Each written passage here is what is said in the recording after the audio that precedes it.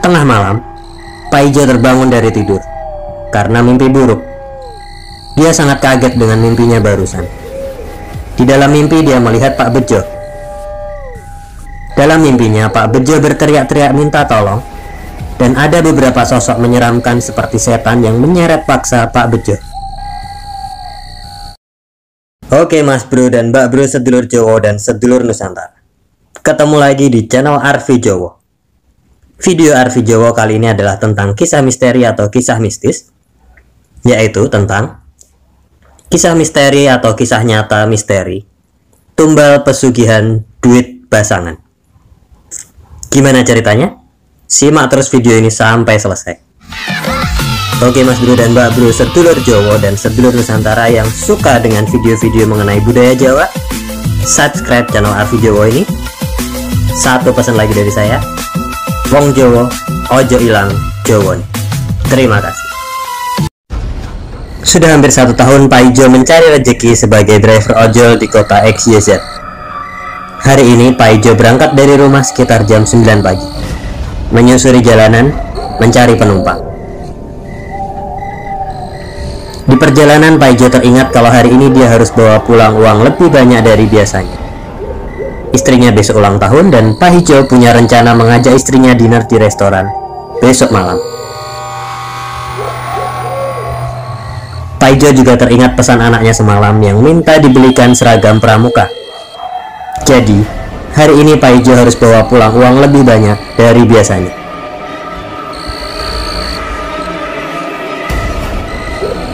Pak Ijo tiba-tiba dikejutkan oleh HP-nya yang berbunyi. Ada notifikasi orderan ojol masuk. Orderan antar penumpang. Pak Ijo lalu mengarahkan mobilnya ke lokasi penjemputan penumpang. Tunggu di depan minimarket Sekar. Begitu bunyi pesan dari penumpang di aplikasi ojol. Nama penumpang Bejo. Pak Ijo lalu menunggu sesuai instruksi di aplikasi ojol. Sambil menunggu, Pak Ijo mengingat-ingat. Kalau tidak salah nama pemilik minimarket Sekar ini namanya Pak Bejo, sama seperti nama penumpang di aplikasi. Dari cerita orang-orang, Pak Bejo pemilik minimarket Sekar ini orangnya sangat ramah. Walaupun kaya raya tapi tidak sombong dan rajin sedekah. Dari cerita orang-orang juga, Pak Bejo belum lama ada musibah. Belum setahun lalu istrinya meninggal dunia karena mobilnya ditabrak bis saat perjalanan dari luar kota. Dan belum sebulan yang lalu, kedua anak Pak Bejo juga meninggal dunia akibat kecelakaan tunggal di jalan tol.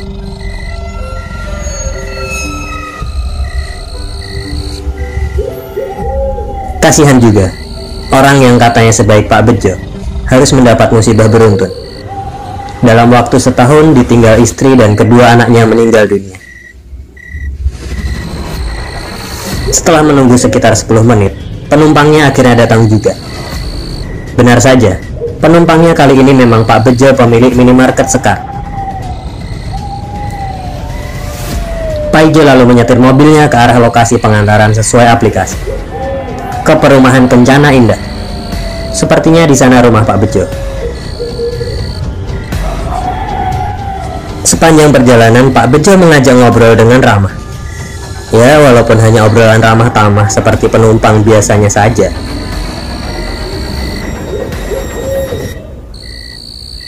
Setelah sampai di tujuan, Pak Bejo membayar ongkos, berpamitan ke Pak Ijo lalu turun dari mobil, dan kemudian berjalan menuju gerbang rumahnya.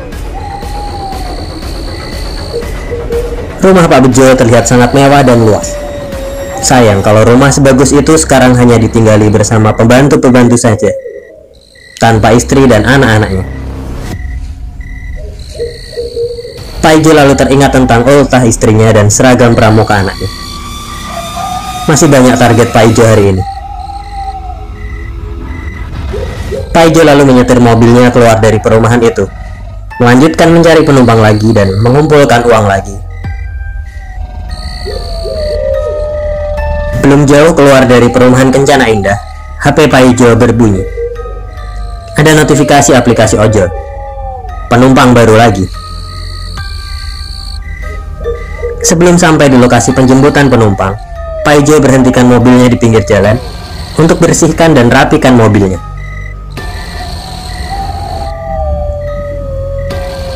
Saat membersihkan kursi penumpang di baris belakang, Pak Ijo terkejut. Ada beberapa lembar uang kertas berwarna merah tergeletak di lantai mobil.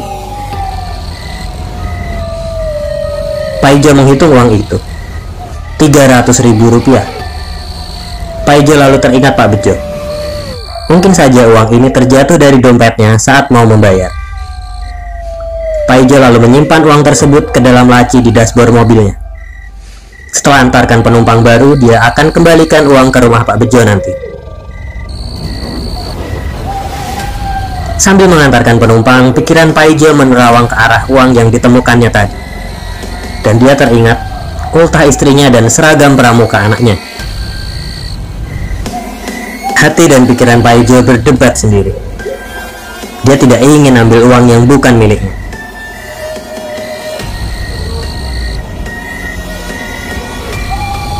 Tapi dia juga sedang butuh uang hari ini.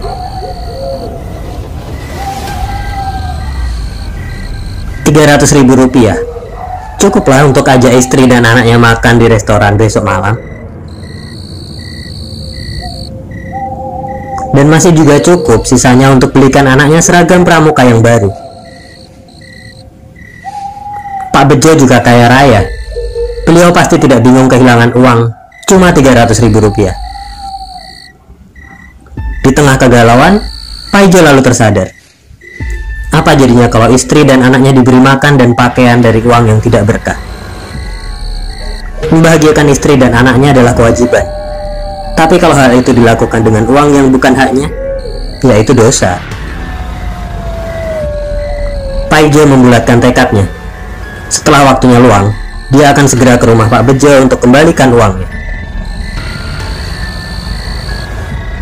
Menjelang jam 12 siang, Pak Ijo akhirnya punya waktu luang. Dan dia segera menuju ke rumah Pak Bejo. Setelah menunggu beberapa menit di depan rumah, Pak Bejo menemuinya. Pak Ijo lalu menyampaikan maksud untuk kembalikan uang Pak Bejo yang terjatuh di mobilnya tadi. Namun jawaban Pak Bejo justru membuat Pak Ijo makin bingung. Pak Bejo tidak merasa kehilangan uang. Pak Ijo lalu pamit pada Pak Bejo dan melanjutkan perjalanannya.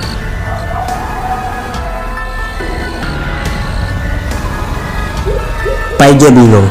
Dia yakin sekali tadi pagi waktu mencuci mobil, uang itu tidak ada. Dan hari ini Pak Bejo adalah penumpang pertama.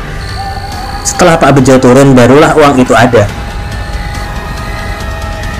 Tapi Pak Bejo justru tidak merasa kehilangan uang. Di saat bingung itu, Pak Ijo lalu mampir ke masjid yang tidak jauh dari rumah Pak Bejo. Sholat sejenak dan menenangkan pikiran. Saat Pak Ijo melamun di halaman Masjid Al-Huda, Pak Ijo dikejutkan sapaan seseorang.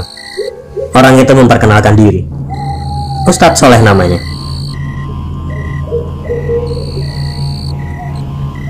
Ustadz Soleh adalah petugas takmir Masjid Al-Huda.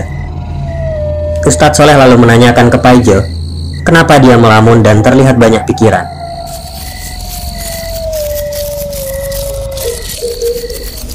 Pak Ijo lalu menceritakan kejadian yang dialaminya hari ini. Tentang keanehan uang Rp300.000 yang ditemukan di mobilnya tadi.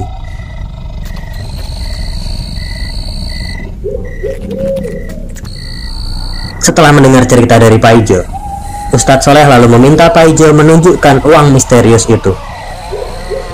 Pak Ijo lalu menyerahkan uang tersebut ke Ustadz Soleh.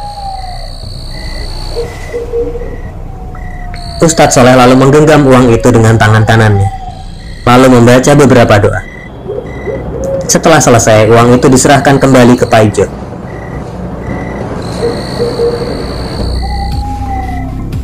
Atas saran dari Ustadz Soleh, Pak Ijo lalu memasukkan uang misterius tersebut ke kotak infak Masjid Al-Huda.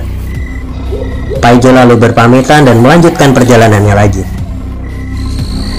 Pak Ijo melanjutkan perjuangan hari itu, mencari penumpang, mengumpulkan uang sesuai targetnya untuk membelikan anaknya seragam pramuka, dan merayakan ultah istrinya.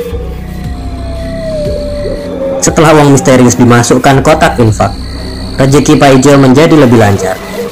Jam 9 malam target terpenuhi dan Paijo pulang ke rumah. Tengah malam, Paijo terbangun dari tidur karena mimpi buruk. Dia sangat kaget dengan mimpinya barusan. Di dalam mimpi dia melihat Pak Bejo.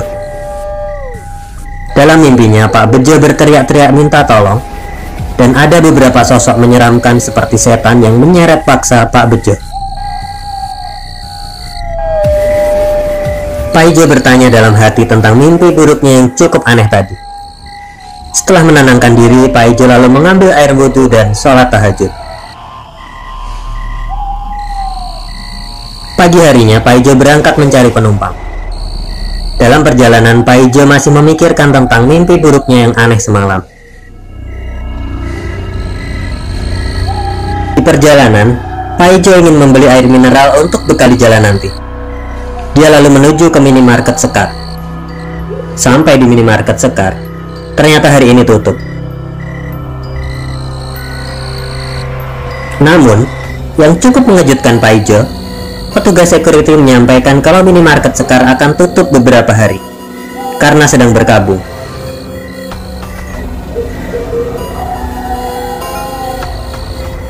Penjelasan petugas security, Pak Bejo, pemilik minimarket Sekar, semalam sekitar jam 2 dini hari terjatuh dari tangga di rumahnya dan meninggal dalam perjalanan ke rumah sakit. Siang ini pemakamannya. Paijo kemudian bergegas menuju ke rumah Pak Bejo untuk melayat sejenak. Sesampainya di sana sudah ada bendera lelayu, tenda, dan beberapa warga. Paijo turun dari mobil. Pikirannya menerawang jauh. Nasib memang misterius. Kemarin siang Pak Bejo menggunakan jasa ojolnya. Hari ini beliau meninggal dunia. Paijo langsung teringat dengan mimpi buruknya semalam. Di dalam mimpinya Pak Bejo berteriak minta tolong. Lalu, pagi ini ada kabar Pak Bejo meninggal dunia. Apa hal ini ada hubungannya? Di parkiran mobil, Ustadz Soleh menghampiri Paijo. Ustadz Soleh tampaknya tahu Paijo sedang bingung. Beliau lalu menjelaskan sesuatu kepada Paijo. Uang misterius di mobil kamu kemarin milik seseorang yang sengaja memasang tumbal. Uang itu uang basangan atau duit basangan. Meminta tumbal nyawa. Kalau uang itu kamu belanjakan, kamu yang akan meninggal, karena kamu yang jadi tumbal nyawa. Tapi karena uangnya kamu infakkan, kamu selamat, dan tumbalnya berbalik ke pemiliknya. Paijo bertambah bingung, lalu bertanya ke Ustadz Soleh. Jadi Pak Bejo meninggal karena tumbal uang basangan yang berbalik menyerang dia. Jadi semua kekayaan Pak Bejo didapatkan dari pesugihan. Apa kematian istri dan anak-anaknya dalam kecelakaan juga karena dijadikan tumbal pesugihan oleh Pak Bejo? Ustadz Soleh tersenyum. Dia lalu berkata, "Sudah, jangan berprasangka. Nanti jadi fitnah. Kamu sudah tahu kenyataannya. Sekarang pulanglah, rayakan keselamatanmu dengan keluargamu." Paijo menuruti saran Ustadz Soleh dan bergegas pulang. Dia ingin segera berkumpul dengan istri dan anaknya. Dalam perjalanan pulang, Paijo bersyukur pada Allah karena masih diberi kesempatan setelah dia diincar untuk dijadikan tumbal uang basangan. Oke, tetap sehat, tetap semangat, tetap jaga kesehatan, tetap ikuti protokol kesehatan, dan subscribe channel Arfi Jowo ini supaya Anda dapat pemberitahuan ketika ada video-video terbaru atau update terbaru dari channel Arfi Jowo. Satu pesan lagi dari saya, wong Jowo, ojo ilang Jowo nih. Terima kasih.